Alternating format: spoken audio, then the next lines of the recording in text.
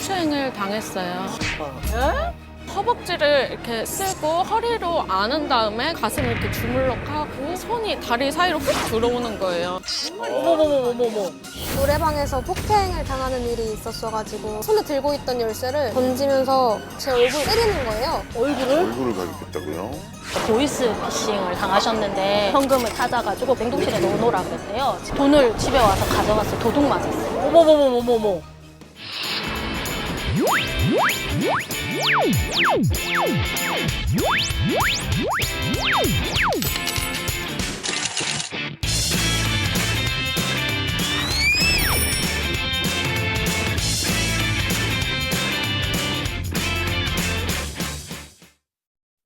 Calling all hearts to the dance floor tonight. Let love start. Let love start.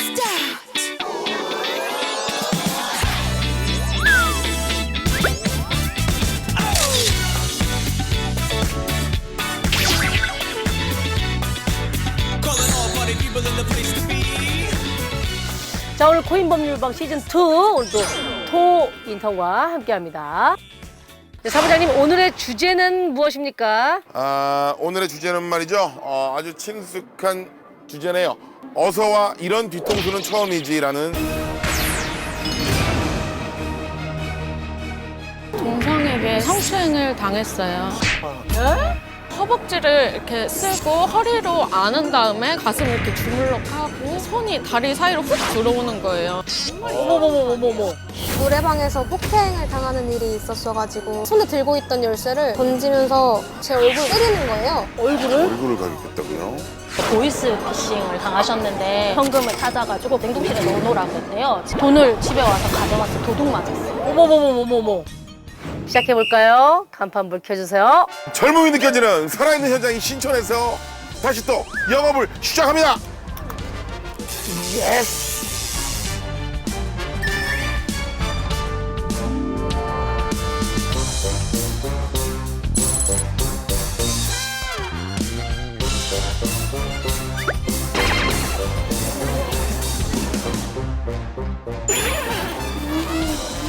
안녕하세요.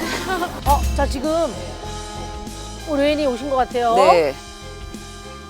안녕하세요. 안녕하세요. 예. 밖에 좀 춥죠 이제? 네. 난로를 좀 켜놨습니다. 예. 동성이라서 괜찮아라는 주제로 시청하셨습니다. 동성끼리 괜찮은 것도 있고 안 괜찮은 것도 있는데 뭐 어떤 내용인가요? 제가 동성에게 성추행을 당했어요. 어이구. 요새 많이 그 이슈가 되는 성추행 문제인데 이게 뭐 직장 내에서 이런 일을 당하신 건지 아니면 뭐 사적인 모임에서 되신 건지 이게 비단 정말 이성 간의 문제만은 아니거든요. 그럼요. 네. 마음에 두고 오신 분이 분명히 거의 있더라고요. 네. 거의 있는데 마음속에 있는 그분을 선택한 이유는? 제가 인터넷에 검색해 보니까 네. 이제 제 사연과 분야가 좀 맞으신 것 같아서. 아 그래요? 이쪽 성범죄 쪽으로? 네. 아 그래요? 이쪽 성범죄 쪽으로? 아 그래요? 이쪽 성범죄 쪽으로? 그럼 제가 생각한 분이 맞는지 모르겠네요. 설마요. 설마요. 자 과연 오늘의 상담은 누가 해주실까요? 버튼을 눌러주세요.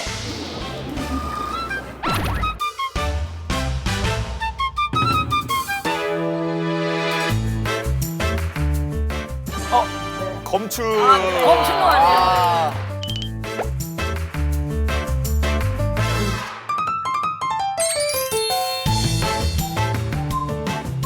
자 이제 오선희 변호사님과 이제 10분 상담 먼저 시작해 보도록 하겠습니다. 시작해 주십시오. 네. 저는 한의원의 간호조무사로 근무를 했는데 같이 일했던 여성 실장님에게 네, 실장님. 성추행을 당했어요. 성추행이요? 네. 이제 개원병원이었고요. 네. 만난 지 2, 3일 만에 네. 저한테 눈이 이쁘다, 네, 네. 코가 이쁘다 하면서 이렇게 쓰다듬고 자기 볼을 제 볼에 가져다 대고 한 번은 그 탈의실에서 네. 저는 이제 옷을 갈아입으려고 하는데 뒤에서 팔짱을 이렇게 끼시고 제가 쳐다보니까 오 갈아입어 하시더라고요. 그래서 저는 이제 갈아입으려고 벗으니까 그때 오 하는 그런 리액션을 네 하고. 액션을 하시고서는 되게 당혹스러운데요? 3일이면 친분 관계도 그렇게 쌓일 때도 아닌데. 한 번은 퇴근길에 같이 퇴근을 하는데 계단을 내려오던 중에 저 앞에 남성분이 한 분 계셨었어요. 그 남성분과 이제 눈이 마주치고 있던 상태에서 갑자기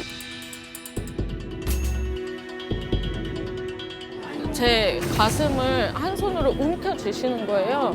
그래서 저한테 말라서 가슴이 없을 줄 알았는데 있네 하시고는 그냥 웃으시면서 가시고 어머머머머머머.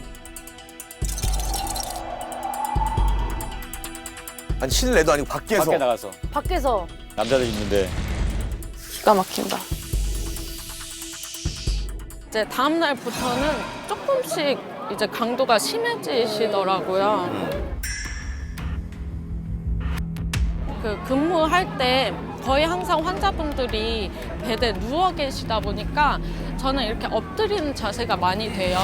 그럴 때 옆에 오셔서 자기 엉덩이를 제 엉덩이에 이렇게 비비시고 손이 다리 사이로 훅 들어오는 거예요.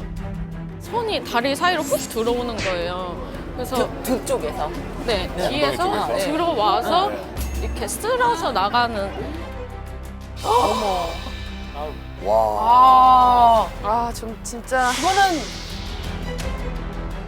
듣기만 해도 약간 정말 수치심과 당혹감이 느껴지는 그런 순간이었을 것 같은데요. 너무 놀라서 예상하지 못한 네. 상황이네요. 네.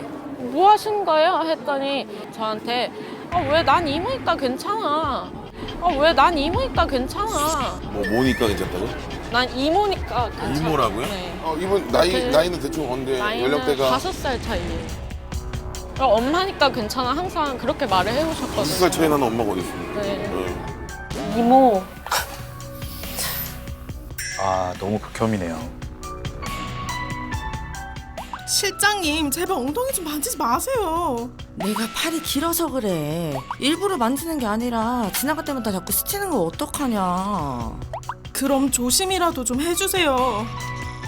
저는 남동생들이랑 자라서 스킨십이 어색해요. 부탁 좀 드릴게요. 저 좀 안 만지셨으면 좋겠어요. 나도 누가 다 만지는 거 싫어. 그때 이제 환자분이 계신 자리였어서 제가 그 자리에서 뭐라고는 못하고 나중에 이제 웃으면서 하지 마세요. 몸을 만져야 하지 마세요. 이러면서 넘겼었거든요.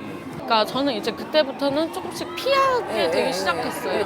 네. 그랬더니 피하는 거 이제 본인이 느끼시고는 그때부터 일적으로 이제 복수가 시작이 된 거예요.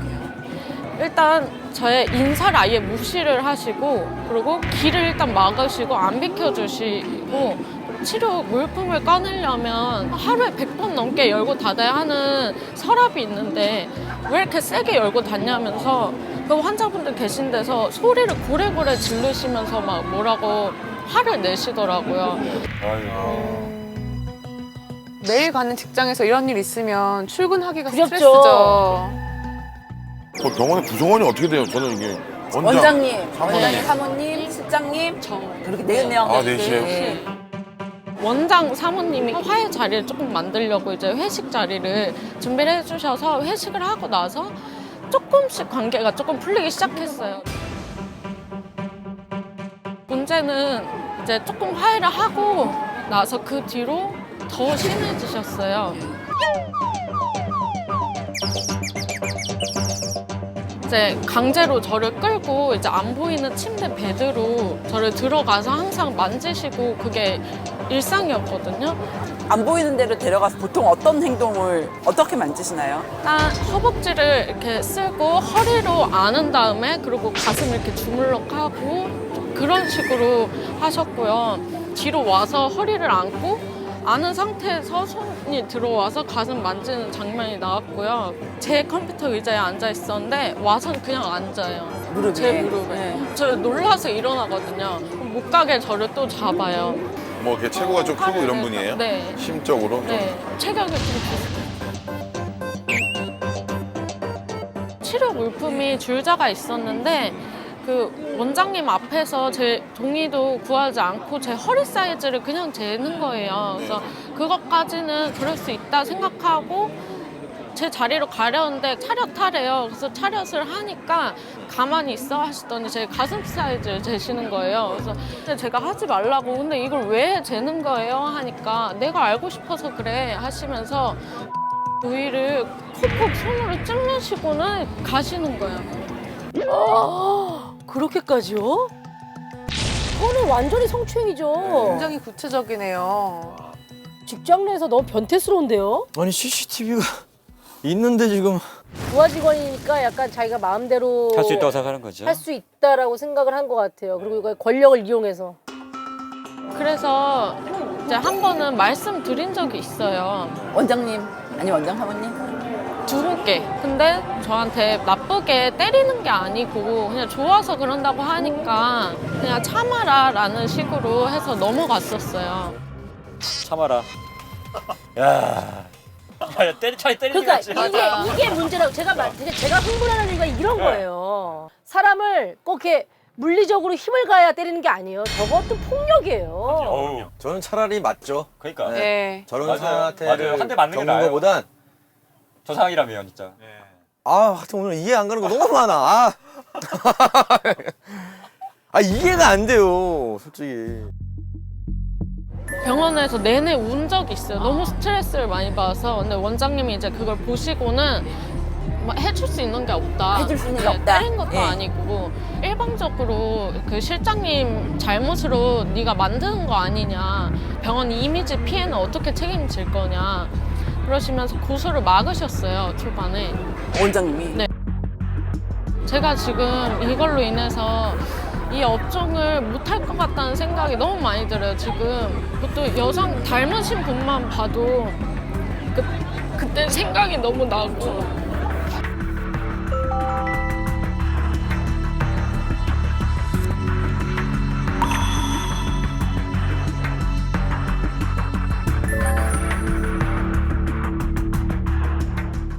사모님이 저한테 고소를 진행하기 전에 둘이 얘기를 해라. 얘기를 해서 잘 화해가 되던 둘 중 하나가 화가 나서 그만두던 얘기를 해라. 그래서 저는 얼굴 마주치는 것도 너무 힘이 들다.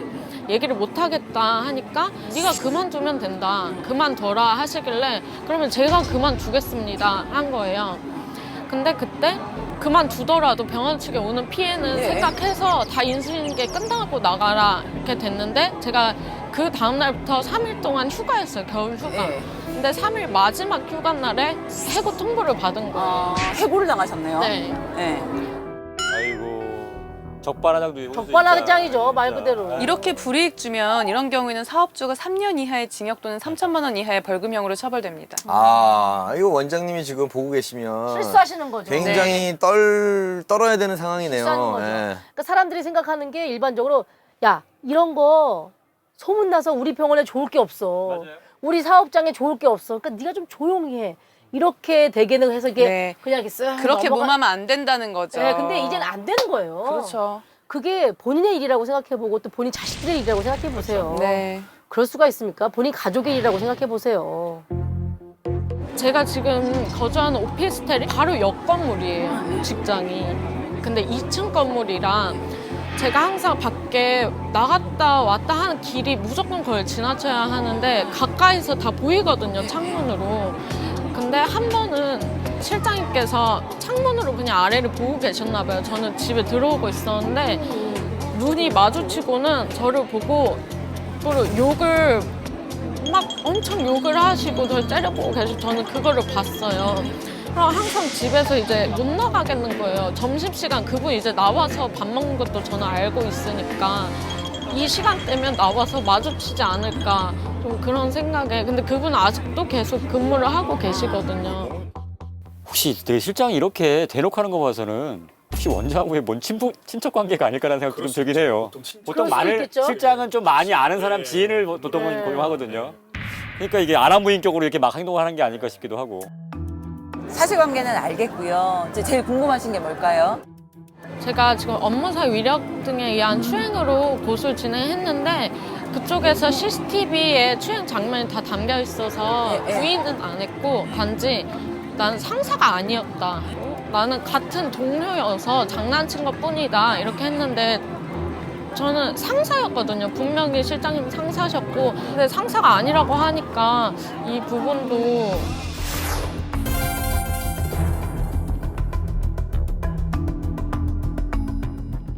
일단 상사가 아니다, 기다 이런 말로 정리되는 건 아니고 내가 예상하지 못했는데 갑자기 조여서 허리를 껴안거나 퇴근길에 가슴을 움켜쥐거나 뭐 이런 일들이 있었잖아요. 이런 일들은 전부 다 업무상 위력보다는 형사상 강제추행에 해당할 가능성이 높아요. 그리고 강제추행이 되면 이게 더 형량이 높기 때문에 고소인한테 유리해요.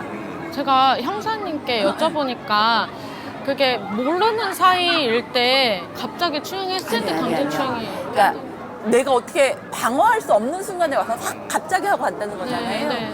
아는 사이여도 예상하지 못하거나 방어할 수 없는데 그 추행 행위가 폭행 협박 행위와 동시에 일어나는 것처럼 일어나면 이것도 강제추행이 될 수 있어요.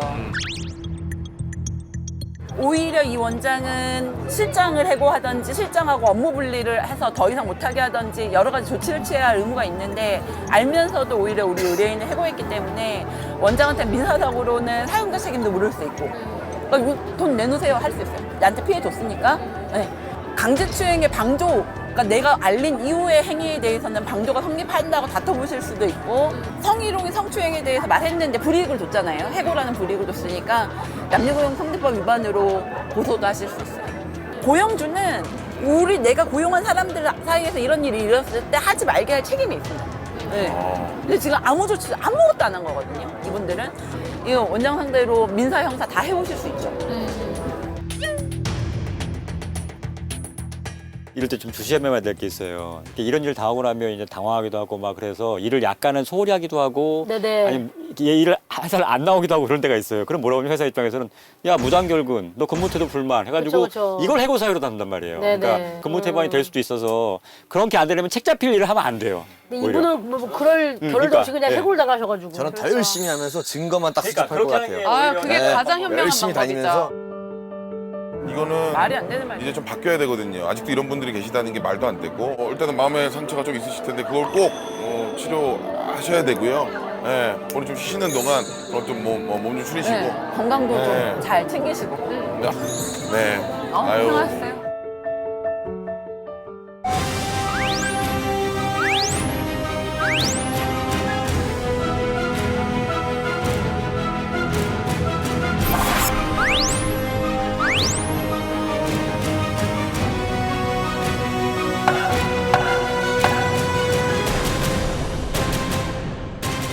작년에도 어떤 일이 있었냐면 모 기업에서 상사가 부하 직원을 뭐 이렇게 성범죄를 저질렀는데 성범죄 피해자가 회사를 상대로 사용자 책임을 물었어요. 네. 사용자 책임을 민사소송을 했는데 회사에서는 이게 퇴근 후에 막 일어났고 그리고 우리는 직장 내 성희롱 교육까지 다 했다. 그래서 더 우리는 책임이 없다. 이렇게 주장을 했는데 직장 내 성희롱 교육 정도로는 불충분하고 그리고 퇴근 이후의 관계라고 해도 업무 관련성 인정이 된다. 이래서 다 승소한 사건이 있었어요. 그래서 지금 이 경우는 그나마도 안 하고 지금 범죄 피해를 입고 있어서 고통을 호소하는데 뭐 조치 아무것도 안 해줬거든요.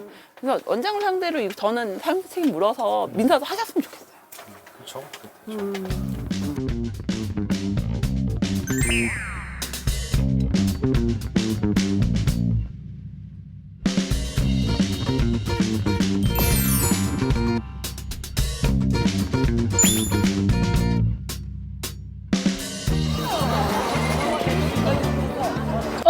자 지금 안녕하세요. 예. 예약하고 오신 분인가요? 아니요. 아, 즉석에서 이렇게 현장에서 앉으십시오. 저희 코인 법률방 보고 해서 오신 거고. 그래요. 어떤 사연인가요? 엄마가 이제 보이스 피싱을 당하셨는데 예. 돈을 집에 와서 가져갔어. 도둑 맞았어요. 그래서 도둑 맞았어요. 보이스피싱인데 집에 와서 당당히 돈을 가져갔다고요? 그거는 보이스피싱이에요? 보이스피싱은 이게 은행에 있는 거를 계좌를 빼가는 건데? 야, 간도 큰 놈들이네요. 좋습니다. 그러면 우리가 지체할 필요 없이 좀 바로 상담을 좀 이어갈게요. 변호사 4분 중에 한 분과 상담 받으실 수가 있겠습니다. 자, 바로. 바로.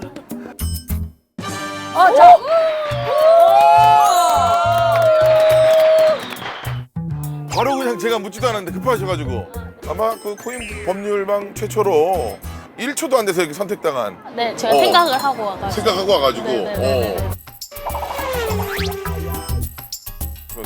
우리 고승호 변호사님. 안녕하세요. 네. 자, 상담 10분의 상담 첫 번째 상담 이어지겠습니다. 저희 이제 친정 엄마께서 경주에 사시거든요. 근데 이제 2017년 한 봄쯤에 집으로 전화가 왔어요. 그 집 전화로. 집 전화요? 네. 이제 엄마한테 이제 경주 경찰서 그 수사계장에게 전화가 왔어요. 네. 엄마 이제 금융 계좌가 범죄에 이제 사용이 됐다고, 범죄에 연루되면은 가지고 계신 계좌의 잔고가 전부 다 없어진다고, 다 빼간다고. 근데 엄마는 너무 놀라셔가지고 그 얘기를 물어보는 대로 다 얘기를 하신 거예요. 이제 그 개인 정보를 다 네네네. 말씀해 그러니까 주시군요. 뭐 이제 이름이나 뭐 주민번호, 뭐 집 주소, 뭐 등등 핸드폰 번호 뭐 이런 거 다. 수사기관에서나 뭐 국가기관에서 계좌번호, 비밀번호 이런 거 절대 물어보지 않거든요. 그래서 이제 얘기를 하다가 이제 은행이 몇 개, 한 3-4군데 있었던 것 같은데 그 중에 액수를 물어보고 이제 통장이 이제 돈이 제일 많이 들어가 있는 통장에 그거가 이제 그게 사용이 됐다고. 그러면서 이제 빨리 은행에 가서 돈을 빼야 된다고. 오늘 중으로 돈을 안 빼면은 이제 그 돈이 없어진다고. 그 사람들이 돈을 당장 빼갈 거라고 하면서 그 사람들이 이제 집 전화 이제 끊고 핸드폰으로 할 테니까 집 전화는 내려놓고 가라고 했대요. 이제 핸드폰으로 전화가 또 와서 계속 전화를 받으면서 이제 은행으로 가신 거죠. 택시를 타고. 이 기간 동안 지금 계속 통화를 하고 계시는 거예요? 못 끊게 해요. 다른 사람한테 도움을 못 청하도록. 그래서 피해 금액이 어느 정도 되는 거죠? 3천만 원이고요. 3천만 원이고요. 만약에 은행에 가서 3천만 원을 갑자기 찾으면은 이게 묶어놨던 걸 갑자기 찾게 되면 물어본다고 엄마한테. 이민을 간다고 해라. 이민을 간다고 해라. 이민을 가기 위해서 내가 이 돈이 필요해서 찾는 거다라고 얘기를 하라고 이렇게 가르쳐 줬대요. 그 가르쳐 주는 사람이 지금 그 신분은 계장이었던 거죠? 네네네네네네. 그렇죠. 그래서 이제 돈을 찾아서 어떻게 하느냐 하니까 이제 집에 냉동실에 넣어놓으라 그랬대요. 냉동실에 넣어놓으라 그랬대요. 돈을요?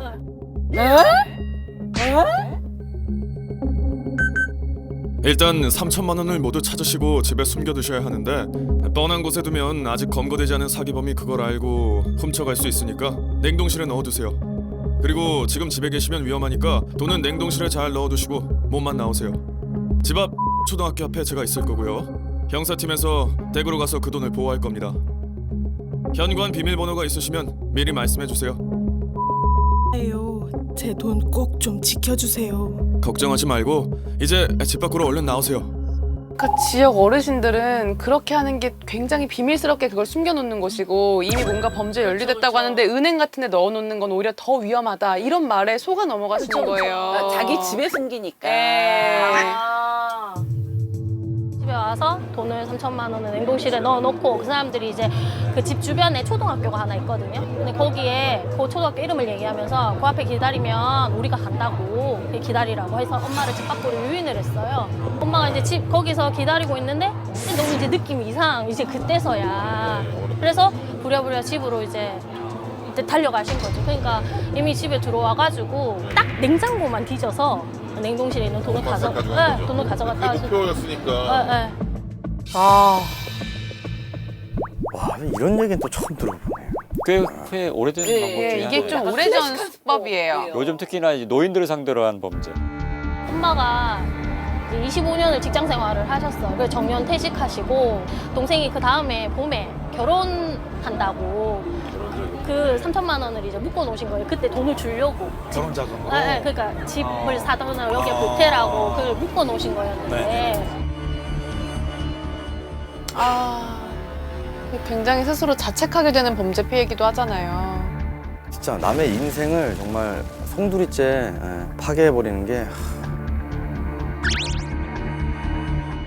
지금 어떤 상황이에요? 이제 담당 형사분이 경주경찰서에서 배정이 되셨어요. 네네. 근데 좀 힘들다고 얘기를 했어요. 네, 좀 힘들다고도 했고 그냥 엄마가 너무 답답하셔가지고 한번 찾아가셨던 모양이더라고요, 경찰서로. 근데 자기한테 이렇게 해봐야 돈을 네. 찾을 수는 없다고. 아이고.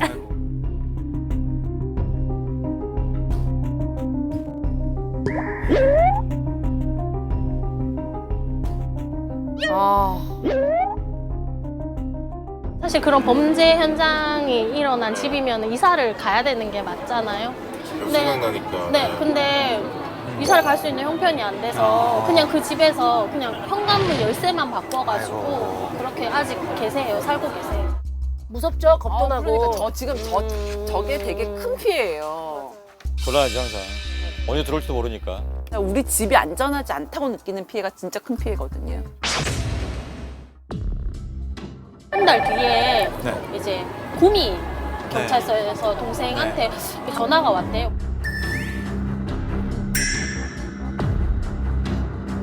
그 혹시 어머님이 보이스피싱을 당하신 일이 있냐고 물어보더라고요. 그래서 동생이 처음에는 밤에 너무 늦게 전화 오니까 이것도 보이스피싱인 줄 알고 동생이 맞냐고, 진짜 맞는 거 맞냐고, 그러니까 맞다고 하면서 이제 그 범인이 또 저희 집 엄마한테 했던 것처럼 똑같이 범행을 저지르다가 잡혔는 거예요. 범인이 잡혔다고요? 네네, 그러니까 네. 집에 들어와서 돈을 가져간 그 사람이 잡혔대요. 그 사람이 잡혔어요? 세습범에. 네네네. 어머. 잡았어. 대박. 이제 피해 사실이 맞는지를 확인하고 맞다고 하니까 그 사람이 잡혔다 얘기해주고 이제 동생이 그러면 우리 돈을 찾을 수 있냐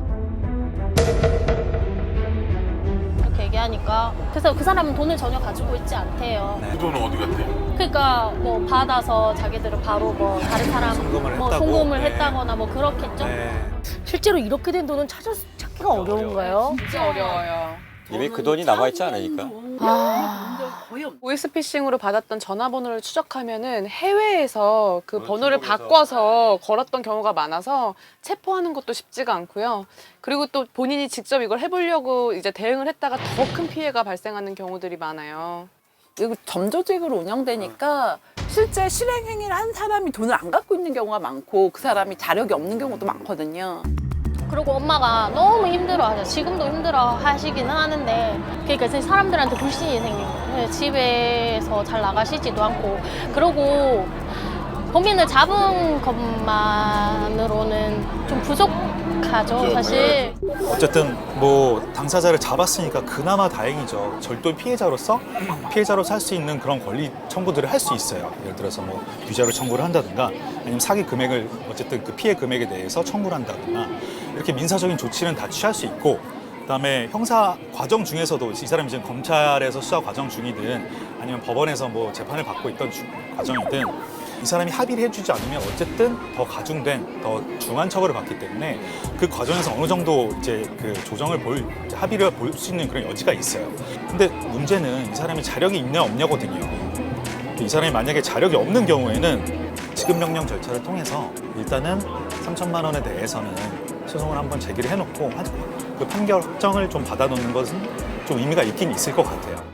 신랄 같은 희망이지만 잡아봐야죠, 그래도. 집행 권한을 이제 확보하는 거니까 네. 따로 이 일로 민사소송까지 거치지 않아도 되는 해놓고 건데 일단 해놓는 게 네. 중요하다는 거죠. 만약에 이제 집행 자력이 없으면 그 판결문을 가지고 이제 또? 10년 동안 또 네, 어떻게든 이게 뭐. 집행해보고 10년 넘으면 또 연장하고 이렇게 해야 되는 거죠. 이거를 받을 수 있다 없다 아니면 뭐 이제 안 된다 뭐 이렇게 얘기해 주는 사람이 아무도 없었어. 그래가지고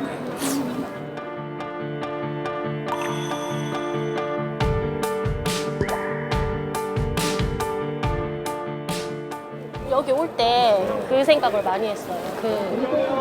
뭐 이렇게 해서 저희가 좀 돈을 찾을 수 있는 방법이 있었으면 좋겠다도 있지만 이거 당하시는 분들 많잖아요. 보이스피싱. 그래서 좀 애기 이렇게 이런 것도 있다더라 해서 다른 사람들은 안 당했으면 좋겠어요. 진짜 저도 이 냉동실 넣는 거는 이 방송을 통해서 좀 널리 아셨으면 좋겠어요.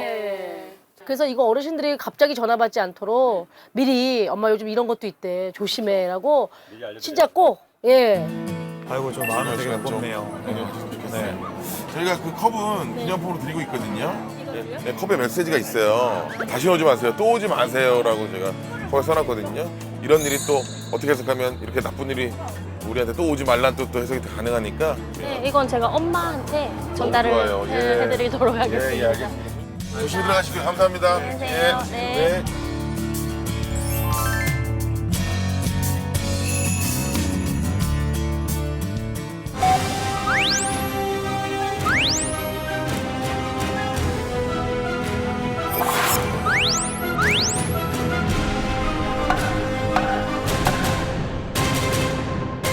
무조건 전화 오면요 끊으시면 돼요. 그다음에 확인해가 찾으면 되는데 사람들 막 구속된다 막 이런 얘기 하잖아요. 네. 실제 그 기관이어서도 끈다고 구속되지 못해요. 그러니까 나중에 다 해결될 문제니까 내가 혹시나 불이익 당할까 생각하지 마시고 네, 끊은 네. 다음에 그 찾아가지고 그 대표 전화로 전화를 해보시고 이런 일이 있었는데 혹시 전화한 적 있냐라고 확인해 보시면 네. 그게 가장 좋은 방법이에요.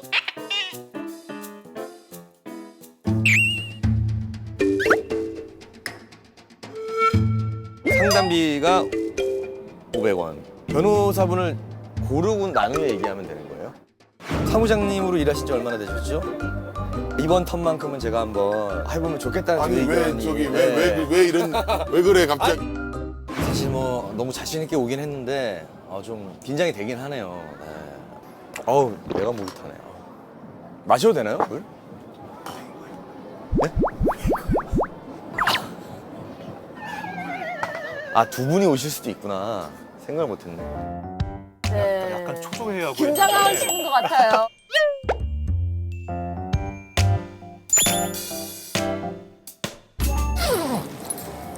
지금 들어오시는 것 같은데요? 반갑습니다. 안녕하세요. 네, 코인 법률방에 오신 걸 환영합니다. 너무 좋으시겠다. 와, 조선이 변호사님. 누가 그런 말 했어? 죄송해요. 저도 오시겠네. 아니 사심을 가득담아서 지역 사람끼리 왜? H.O.T 팬이셨으면 생각됐어요.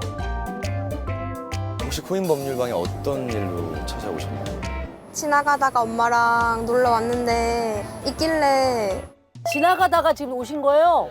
예, 저희 법률방을 보시고 오신 것 같아요. 제가 노래방에서 폭행을 당하는 일이 있었어가지고 어머머머, 무슨 얘기죠? 저희 잘 맞아요. 찾아오셨네요. 네네네, 저희 맞습니다. 잘 찾아오신 것 같아요. 자, 우선 우리 변호사분을 네. 선택을 해주시면 여기 이제 네 분이 계시거든요. 네. 그럼 먼저 넣으면 네네. 자, 상담료 500원이고요.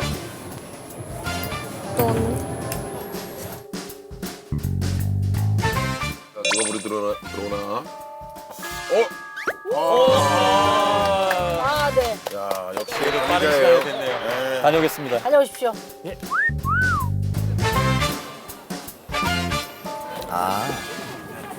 안녕하세요. 변호사님 아유. 보고도 깜짝 놀랐어요. 그래요? 사진하고 많이 다르셨어요.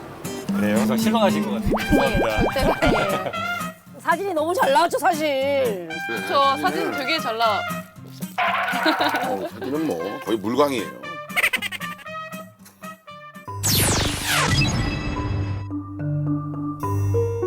제가 크레페를 사서 코인 노래방을 들어갔어요. 근데 사장으로 추정되는 남성분이 저랑 제 친구한테 이거 들고 들어가면 안 된다 이렇게 그러니까 방 안으로는 들어가면 안 되는데 음식물 밖에서는 반입. 먹어도 된다고 알겠다고 하고 바깥에서 다 저는 진짜 새끼손가락의 반만큼 남은 정도여서 조금 마지막 남은 거 먹으면서 정도? 이렇게 들어가서 방 안에 있는 쓰레기통에다가 쓰레기를 버렸어요. 그걸 버리고 나서 노래를 부르는데 마이크가 자꾸 안 나오는 거예요. 바꿔달라고 사장님한테 가서 말을 했는데 예. 들어오면서 쓰레기통을 버으셨나 봐요. 이거 갖다 버려 이러고 명령을 하는 거예요, 저한테. 말투도 그렇게? 네, 이거 갖다 버려 이러길래. 반말로? 네, 반말로. 이따 마이크 커버 바꾸러 나가면서 버리겠다 이렇게 말씀을 드렸는데 갑자기 그 손에 들고 있던 열쇠를 던지는 거예요. 제가 홧김에 쓰레기통을 손으로 엎었는데 못 나가게 하면서 야 이거 치워, 이거 치울 때까지 너 못 나가 이렇게 말을 하는 거예요. 아마 크레이프가 이게 약간 크림 종류이기 때문에 이런 데 이렇게 떨어져서 본인이 이제 뭐 그 청소하기가 이게 좀 어려울 수도 있는 부분이 있어서 그렇게 얘기했을 수도 있는데 그렇다고 하더라도 그거를 뭐 쓰레기통에 버린 것을 가지고 그 학생을 그렇게 하는 것은 아주 영업 마인드가 아주 빵점이죠. 제가 나가려고 그러니까 어깨를 이렇게 손으로 팍 밀치는 거예요. 근데 코인 노래방이다 보니까 방 안이 좁잖아요. 제가 밀쳐지면서 그때 발목이 꺾여지면서 뒤통수가 머리에 이렇게 박은 거예요. 어머. 한 번만 더 밀치거나 내 몸에 손대면 경찰에 신고하겠다 이렇게 말했어요. 근데 신고해봐 이러면서 한 번 더 이렇게 툭 밀치는 거예요. 그 좁은 방에서 성인 남성이랑 단 둘이 이렇게 대치를 하고 있는 상황에 심리적 공포부터 이렇게 시작해서 갑자기 무서워지는 바람에 제가 허벅지를 발로 찼어요. 근데 끄떡도 안 하는 거예요. 저한테 야 지금 어디를 찾냐 이러면서 갑자기 이러면서 제 얼굴을 이렇게 때리는 거예요. 얼굴을? 얼굴을. 근데 이게 감정 조절이 좀 안 됐네요. 흥분을 하게 되고. 서로제. 네. 사진을 그때 예. 경찰관 아저씨가 찍으래서 찍었는데 그때 맞은 게 이렇게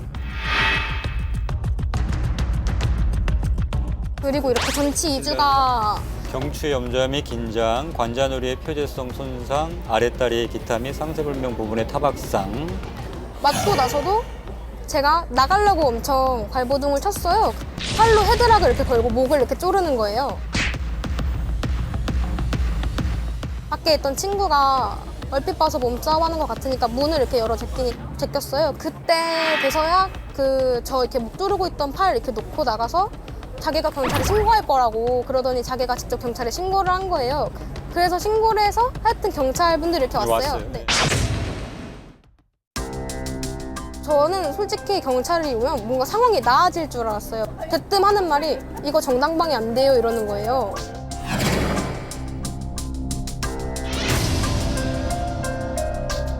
성인 남성이랑 미성년자 여잔데 이게 정당방위가 안 되냐고 이렇게 말을 했는데 쌍방으로 들어갈 거라고 네. 절대 정당방위 안 되고 대한민국은 정당방위 성립이 어렵다 이렇게 말을 하는 거예요. 의뢰인이 먼저 허벅지를 찼어요. 그러니까, 네. 그러면 정당방위는 그럼요. 될 수가 없습니다. 밀치는 행위가 종료된 뒤에 발로 찼기 때문에 이거는 뭐 지금 사실은 찼다는 행동이 공격의 의사로 찼다고 보여질 화가 여자가 나고 거든요. 막 이러니까. 이 아이는 이제 아직은 미성년자고 네. 놀러 갔다가 본변을 당한 상황이기 그쵸. 때문에 네. 더 억울하게 느낄 수도 있거든요.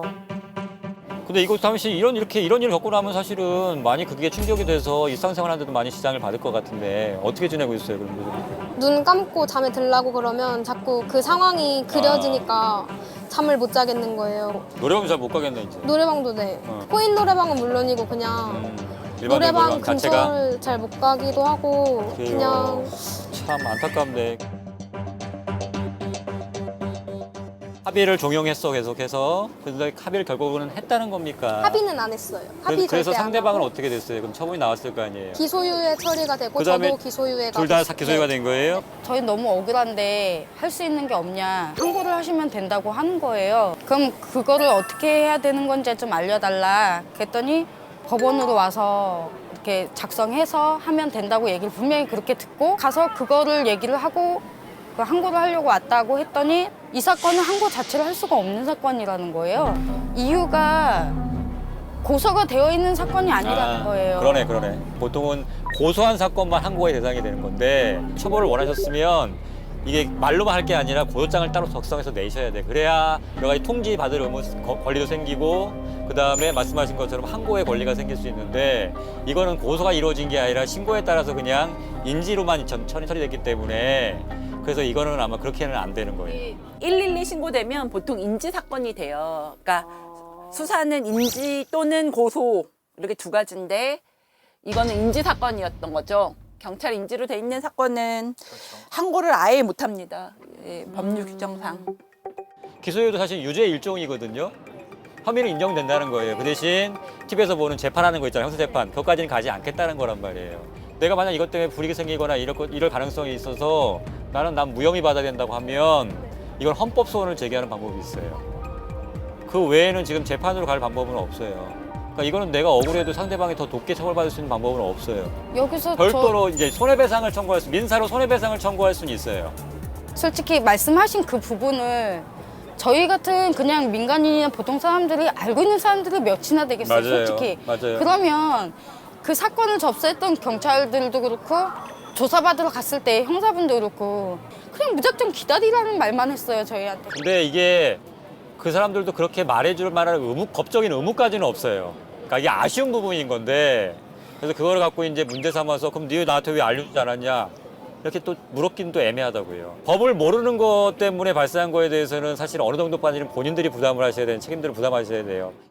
수사기관이 좀 친절하게 좀 설명을 해주시면 좋았을 건데 둘 다 같이 입건이 됐으니까 쌍방으로 입건이 되어 있는 상황이니까 형사 입장에서도 두 분이 같이 합의하시고 둘 다 그러니까 폭행은 합의가 되면 처벌이 아예 안 되니까 그러니까요. 그러라고 그게 나름 되게 설명해 주신 거거든요. 저희가 좀 아는 부분이 있었다면 적극 그렇죠. 대응을 했을 텐데 그러지 못했으니 이미 좀 지나간 일이 돼버린 상태니까 지금으로서는 엄마니까 아이가 더 이상 그 일로다가 떠올리면서 상처받지 않도록 맞습니다. 옆에서 잘, 노력을 해야 될 것 같아요. 감독해 주시고 네. 빨리 극복할 수 있게 또 도와주시는 게 가장 빠른 방법인 것 같아요.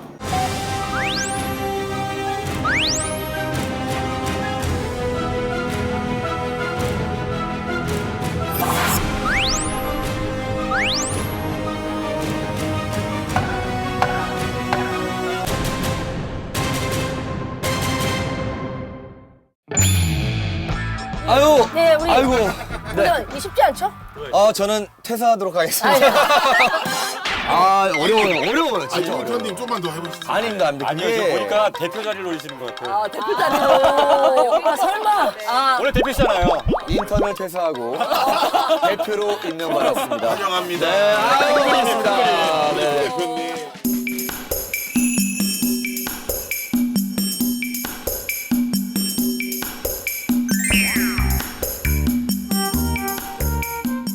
야, 밤 되니까 신촌 살아있네. 어우. 또 거리에 또 지금 뭐 버스킹 공연이 한창이고요. 네. 이어폰을 통해서 듣고 있는데 굉장히 바깥쪽 음악이 막 들어옵니다. 그래서 의뢰인의 얘기를 막 듣다가 갑자기 저도 모르게 노래 따라 부르게 되는. 아하.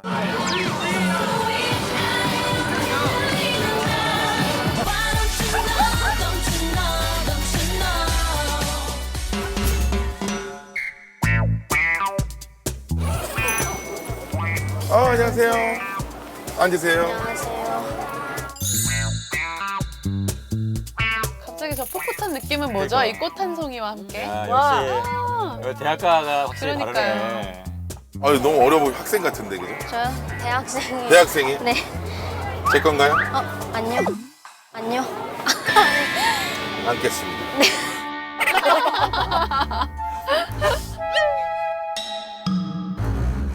그래. 아니, 어떤 일로 이렇게 신촌에 나오셨어요? 제가 코인법률방 원래 애청자여가지고 네. 방송 보고 있는데 끝나고 자막 뜨잖아요. 네. 여기 신촌에서 한다길래 그렇지, 저희가 미리 공지를 하죠. 예. 현장 가서 사연 신청해야겠다 싶어가지고 제가 보고 여기까지 찾아왔어요. 야. 정말 애청자시네요. 의뢰인 같은 분을 저희가 찾는 거예요. 현장에서 자막을 딱 띄우는 이유가 있지 않습니까? 좋아요. 이런 거 좋습니다. 예, 이런 거 좋아요. 여유가 있으시네요. 변호사님을 마음에 두고 있는 분이 있나요? 아니면 제가 마음에 두고 왔어요. 그분을 위한 꽃이에요.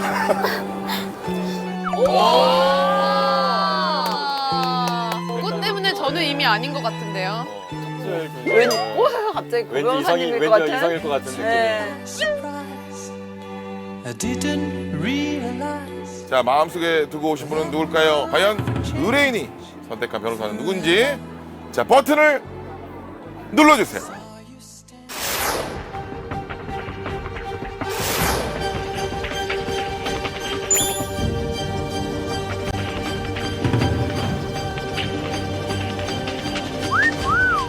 이분이군요.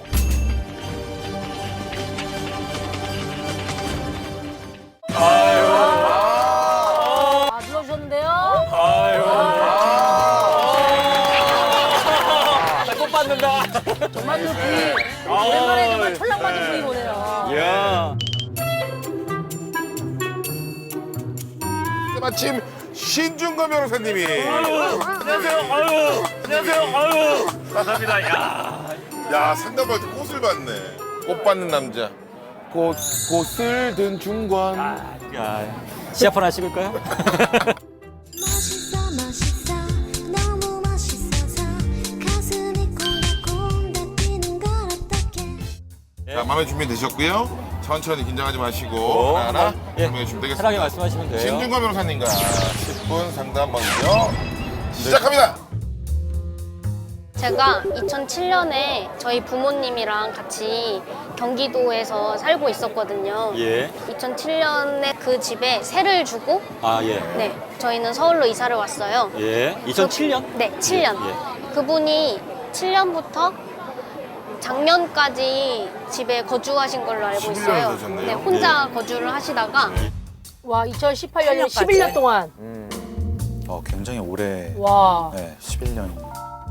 예? 작년에 돌아가시면서 아. 누가요? 사시는 그 분이요? 네, 세입자분이 돌아가시면서 네. 그분의 따님이 저희랑 다시 재계약을 그걸 하면서 하셨어요? 그 집에 다시 또 지금 세입자로 거주를 하고 계세요. 네. 대를 물려서 이렇게 또 세입자가 네. 되는 경우도 있군요. 네.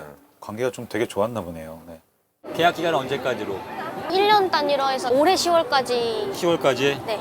근데 뭐가 문제인 거예요, 지금? 아버지분이 살던 13년부터 따님이 살기 전까지 그 18년 10월까지 관리비가 밀려 있는 거예요. 네.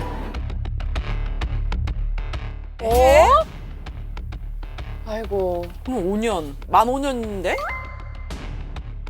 전세, 월세 뭐예요? 어떤 저희요? 아니, 세를 준 게 아, 전세, 월세? 네. 월세로? 보증금 얼마예요, 얼마야? 혹시 아세요? 보증금은 모르고 월세가 15만 원인가 아, 그랬던 15만 것 같아요. 크진 않네요. 몇 평 아파트인데요? 거실 큰 거실 하나 있고 그 다음에 작은 방 하나 있고 근데 어쨌든 얘기를 해보셨을 거 아니에요. 어떻게 할 계획이다라든가 뭐 이런 얘기를. 세입자분을 만나서 얘기를 해보니까 그분이 조금씩이나마 내고는 있는데 이분도 내고 직업이 있어요? 없으신 분이어가지고 월세 근데 왜 연장해 주셨어요? 그거를 저희가 작년에 올해 2월 중순에 알았어요. 아, 관리비 미납 통지서가 안 내고 있는 걸 몰랐던 네, 거예요? 모르고 그럼 뭐 수가 끊기거나 전기가 끊기거나 이러지 않았어요? 네. 아, 그냥 그 아파트에서는 그냥 그냥, 놔두고 그러니까 올 2월에서야 몇 년 동안 관리비를 안 내왔다는 걸 이제 알게 된 예, 거죠. 이제 알았다는 거죠. 일단 증거도 저희가 예. 가져왔고요. 그래요. 한번 볼까요? 지급 명령일 거예요 아마. 아 맞네. 지급 명령. 금액이 원금이 268만 5,260원이고 그 다음부터 지연손해금 연 15% 붙는 걸로 해가지고 2019년 1월 31일까지 그거네요. 미납 관리비네요.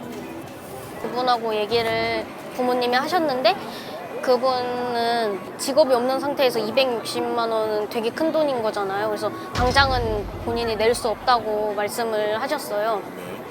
그래서 그럼 저희 쪽에서도 가만히 있을 수는 없는 일이라서 일단 이의 신청을 2주 안에 하면 할 수 있다 맞아요. 해서 이의 신청을 해놓고 시간을 조금 벌어놓은 상태거든요. 무슨 말인지 알겠어요. 근데 어떻게 되는지. 네, 어떻게 해야 될지 모르겠고 또 그분 사정이 또 있으시니까 그분 세입자분하고 어떻게 원만하게 잘 해결을 봐야 할지도 궁금해서 오늘의 고민이 그거군요. 네. 알아요. 이거 많이 사실 이런 고민들 많이 있어요. 관리비를 못 대는 정도인데 월세는 꼬박꼬박 내요? 월세도 잘 가끔씩 못 내죠. 밀려서 그러니까 사실은 월세 같은 경우에는 2번 이상 못 내면 그걸 이유로 계약을 해지할 수 있어요. 근데 보증금이 얼마인지 궁금해요. 네. 그렇죠. 그 안에 이 지금 미납되는 268만 원 가량 돈에 안을 포함하는 금액인지. 그렇죠. 300만 원 이상이기만 하면 예. 뭐 같이 그 합의해서 정리를 하셔도 될 것 같긴 한데. 그리고 또 이게 체납된 것도 있지만 앞으로도 계속 관리비가 또 부과가 될 거잖아요. 그렇죠, 근데 그렇죠, 지금 그렇죠. 경제 상황이 어렵다고 한다면은 이게 갈수록 오히려 계속 쌓여만 가고 이자까지 나중에는 쌓이는 거 아닌가라는 부담이 생길 수밖에 없어요. 이게는 이게 이런 월세 내고 보증금 얼마 남았고 이런 정보들을 사실 아버님 외에는 따지면 잘 모르시는 것 같아요. 크게 그렇죠. 이런 것들이 사실 우리 상담을 하기 위해서는 좀 맞아요. 세부적으로 좀 증거가 있어야 되거든요. 아버님이 만약에 통화를 해가지고 좀 같이 연결을 시켜줄 의향이 있으신가요? 저는 좋은데 아 그래요? 그러면 이거는 본인 시간이니까 예. 지금 혹시 통화 가능하시면 제가 아버지와 아니요, 전화 연결하고 있어요. 보증금 알고 싶으셔서. 와, 전화 찬스 처음이네요. 현장 사연이다 보니까 네. 스피커폰 동원. 사실 법적으로 되게 단순한 문제죠. 단순한 문제예요. 아빠. 고막 확인하면 돼요. 지금 변호사님하고 하고 있는데 아빠가 그래도 더 잘 아니까 아빠가 통화로 얘기했으면 좋겠다고 하셔서 스피커폰이야. 네. 안녕하세요. 네, 안녕하세요. 예, 안녕 신중권 변호사입니다. 네, 안녕하세요. 아, 제가 지금 상담을 듣고 있는데 몇 가지 궁금한 게 있어가지고 전화 통화 좀 해달라고 했어요. 우선 처음에 그러면 계약할 때 혹시 보증금이 있었나요? 아, 보증금은 있었어요. 얼마였어요? 보증금 300이요. 300. 지금 남아 있나요 혹시?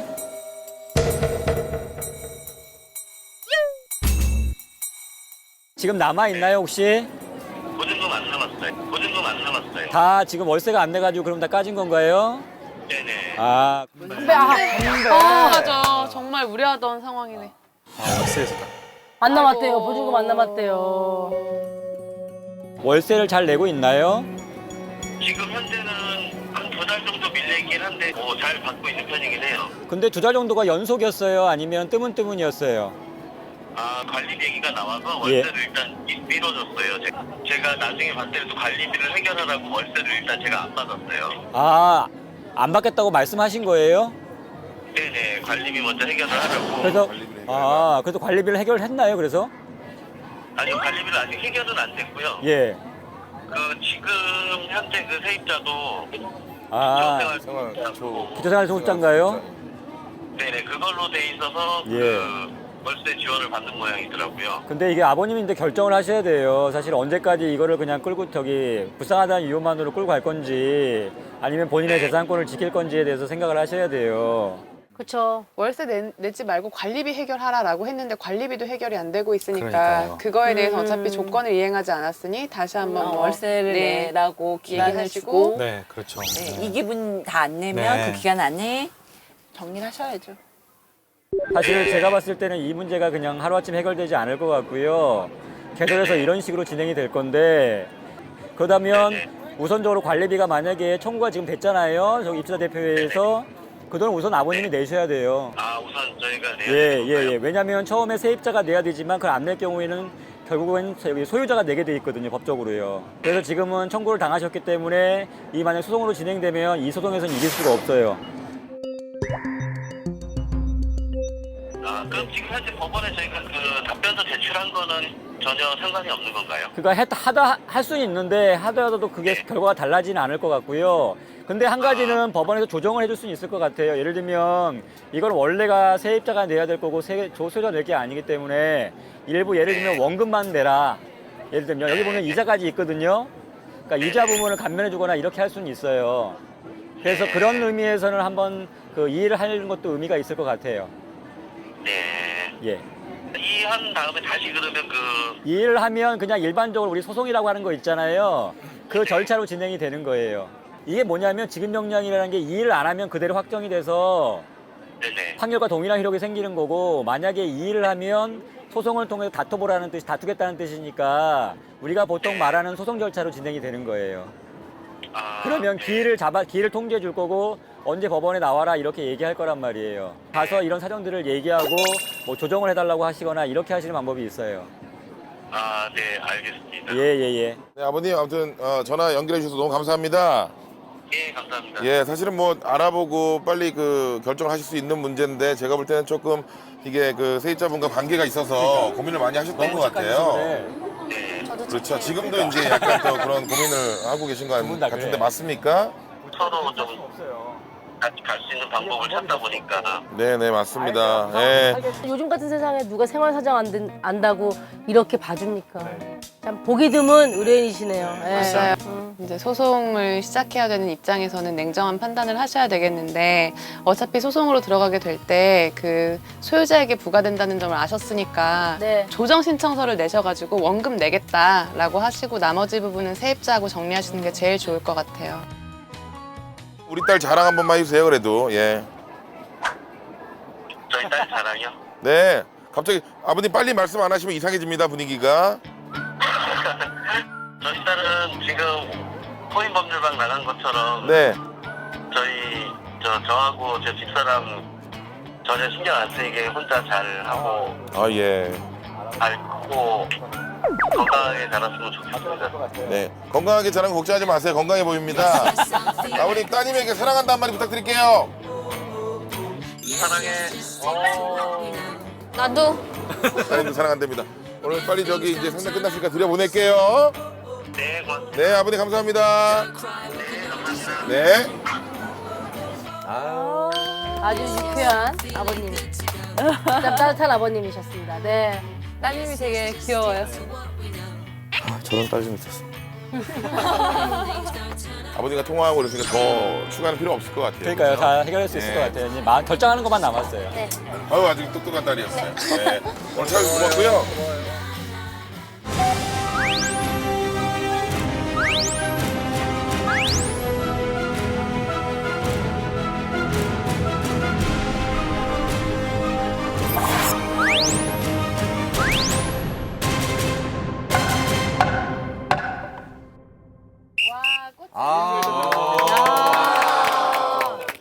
야, 그러네요. 노란 장미. 잘 어울리십니다. 네. 부러워요. 네. 근데 참 요즘 보기 드문 의뢰인과 의뢰인 아버님이시던 것 같아요. 네, 그렇죠? 아무리 뭐 금액이 적다, 월세가 적다 해도 요즘 누가 그렇게 보증금이 맞아요. 다 빠질 정도로 그렇게 되게 됐는데 마음이 너무 대를 물려가면서 세를 받아줍니까? 네. 가장 좋은 건 이제 세입자분께서 직장을 좀 빨리 네, 구하셔서 맞아요. 해결이 잘 됐으면 좋겠네요.